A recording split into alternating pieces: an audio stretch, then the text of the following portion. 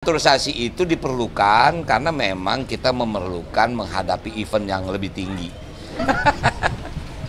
Ya, oke. Artinya begini, kalau saya nggak ngedukung, nggak diresmikan naturalisasi. Cuman memang proses naturalisasi itu harus ada mekanismenya, nggak harus langsung diterima. Dan naturalisasi itu diperlukan karena memang kita memerlukan menghadapi event yang lebih tinggi. Cuman memang waktu itu saya memberikan catatan, tolong tetap dong anak-anak kita jangan putus apa namanya untuk juniornya kan.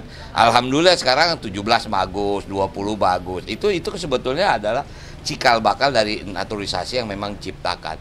Yang luar biasa sebetulnya anak-anak naturalisasi ini kecintaan dia terhadap Indonesia jauh lebih hebat. Gitu. Berarti selama waktu Bang Dul di Komisi 10 itu bukan menentang naturalisasi? Oh enggak, Komisi 10 kan bukan saya aja, ada 28 orang. Kita kan wawancara semua. Artinya kalau proses naturalisasi itu kan di Komisi 1.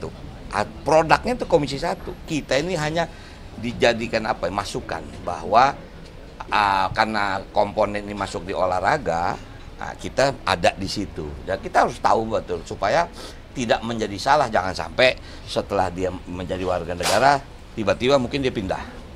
Kan itu repot juga bagi kita kan. Gitu. Itu aja intinya sebetulnya. Oh iya dong. Memang masih diperlukan, kita lihat aja. Artinya itu menjadi satu kenyataan dan sekarang ini diikuti oleh negara lain loh. Vietnam, Malaysia udah naturalisasi semuanya kan.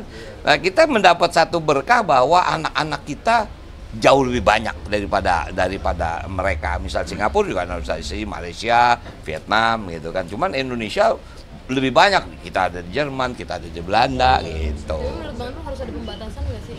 Pembatasan apa? Pemain-pemain naturalisasi yang ditanggung. Gini, kalau naturalisasi kan intinya menjadi warga negara. Mungkin sekarang masalah sepak bola, tapi kita juga ngurusin basket loh. Waktu FIBA itu kejuaraan dunia, naturalisasi juga orang Amerika. Waktu itu kenapa? Memang diperlukan kan, ya kita ngadepin Filipina segala macam yang juga mereka secara fisik lebih tinggi. Jadi memang naturalisasi pertama itu kepentingan. Cuman yang kedua adalah betul-betul menjadi pilihan supaya kewarganegaraan yang sudah dikeluarkan itu tidak menjadi percuma. Inti seperti itu. Ketika Anda terpilih sebagai wakil gubernur, saya akan lebih membuat pembinaan anak-anak jauh lebih bagus daripada yang apa yang sekarang. Karena nggak mungkin kita bisa mendapatkan hasil yang baik tanpa kita menanam dari kecil. Itu filosofinya. Ini saya di kaos ini namanya MBFA nih. Saya dulu waktu kecil masuk di sebuah SSB namanya MBFA. Bahkan itu pelatihnya waktu itu salah satu pelatih selain Bung Jo ya sama si Imang, maka Imang juga dulu Iswadi Idris. Yang kita tahu dulu pemain Persija luar biasa, itu menjadi impian anak-anak kalau di SSB dulu bisa ngelihat Iswadi Idris bermain.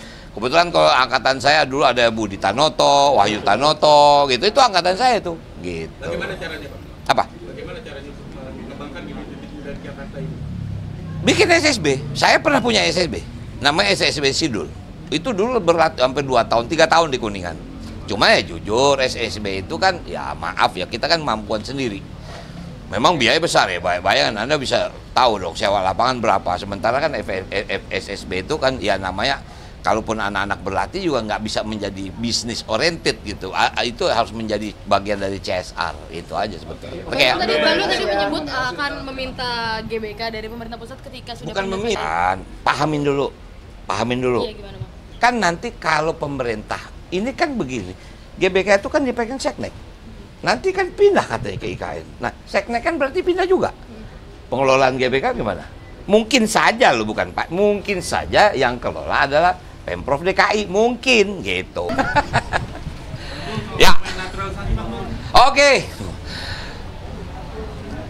Artinya begini, kalau saya nggak ngedukung, nggak diresmikan naturalisasi. Cuman memang proses naturalisasi itu harus ada mekanismenya, nggak harus langsung diterima.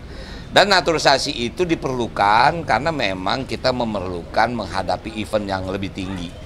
Cuman memang waktu itu saya memberikan catatan, tolong tetap dong anak-anak kita jangan putus apa namanya untuk juniornya kan. Alhamdulillah sekarang 17 bagus, 20 bagus. Itu sebetulnya adalah cikal bakal dari naturalisasi yang memang ciptakan. Yang luar biasa sebetulnya anak-anak naturalisasi ini kecintaan dia terhadap Indonesia jauh lebih hebat. gitu. Berarti selama waktu Bang Dul di Komisi 10 itu bukan menentang naturalisasi? Oh enggak, Komisi 10 kan bukan saya aja, ada 28 orang. Kita kan wawancara semua. Artinya kalau proses naturalisasi itu kan di Komisi 1. Produknya itu Komisi 1. Kita ini hanya dijadikan masukan bahwa karena komponen ini masuk di olahraga, kita ada di situ. Dan kita harus tahu betul supaya tidak menjadi salah, jangan sampai setelah dia menjadi warga negara tiba-tiba mungkin dia pindah. Kan itu repot juga bagi kita kan. Gitu. Itu aja intinya sebetulnya. Oh iya dong. Memang masih diperlukan, kita lihat aja. Artinya itu menjadi satu kenyataan dan sekarang ini diikuti oleh negara lain loh. Vietnam, Malaysia udah naturalisasi semuanya kan. Nah, kita mendapat satu berkah bahwa anak-anak kita jauh lebih banyak daripada mereka. Misal Singapura juga naturalisasi, Malaysia, Vietnam gitu kan. Cuman Indonesia lebih banyak. Kita ada di Jerman, kita ada di Belanda gitu. Jadi menurut Bang Dul harus ada pembatasan nggak sih? Pembatasan apa? Pemain-pemain naturalisasi yang ditanggung. Gini, kalau naturalisasi kan intinya menjadi warga negara. Mungkin sekarang masalah sepak bola, tapi kita juga ngurusin basket loh. Waktu FIBA itu kejuaraan dunia, naturalisasi juga orang Amerika.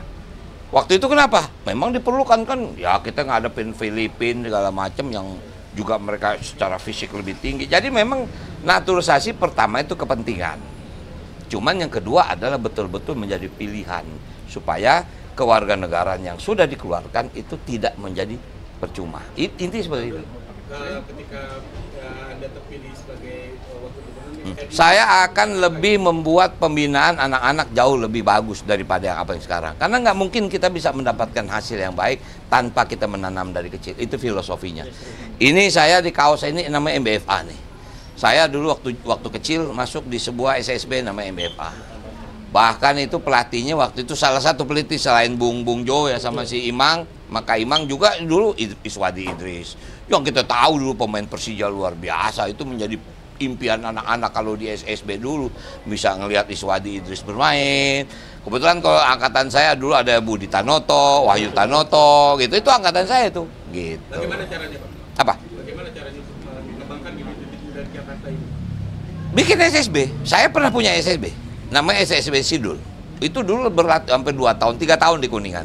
Cuma ya jujur SSB itu kan ya maaf ya kita kan mampuan sendiri.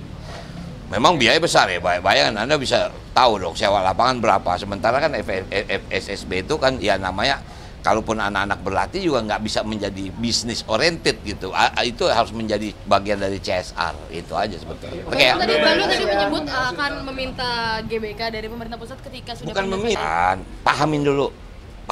Iya, gimana, Bang? Kan nanti kalau pemerintah, ini kan begini, GBK itu kan dipegang Seknek.